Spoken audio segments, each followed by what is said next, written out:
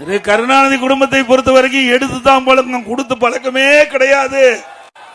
ஆனா பொன்மனச்செம்மல் புரட்சி தலைவர் எம்ஜிஆர் கொடுத்து கொடுத்து சிவந்த கருத்திற்கு சொந்தக்காரர். தான் இறுதி மூச்சு வரைக்கும் மக்களுக்காக உழைத்தார். கடைசியாக இறக்கின்ற பொழுது கூட தன் சொத்துக்களை இன்றைக்கு வாய் பேசாதவர்கள் காது கேட்கிற மாற்றுத்திறனாளிகளுக்கு தன்னுடைய சொத்துக்களை எழுதி வைத்த தலைவன் தோற்றிய கட்சி அண்ணா திமுக கட்சி.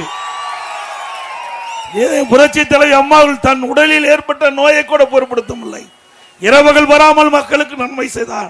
10 ஆண்டு கால ஆட்சி பொற்கால என்று மக்கள் பாராட்டுகிற அளவுக்கு அற்புதமான ஆட்சி தந்தவர் புரட்சி தலைவி அம்மா. அவரும் மக்களுக்காக பாடுபட்டு மறைந்தார்கள். 2 தலைவர்களுக்கும் குடும்பம் இல்ல, குடும்பம் இருந்தது, வாரிசு கிடையாது. ஆனா எண்ணி பாருங்க, பொன்மனச்செம்மல் புரட்சி தலைவர் குடும்பம் இருந்தது, வாரிசு இல்ல. அம்மா அவர்கள் குடும்பமே வச்சுக்கல, மக்களைத்தான் குடும்பமாக பார்த்தார்.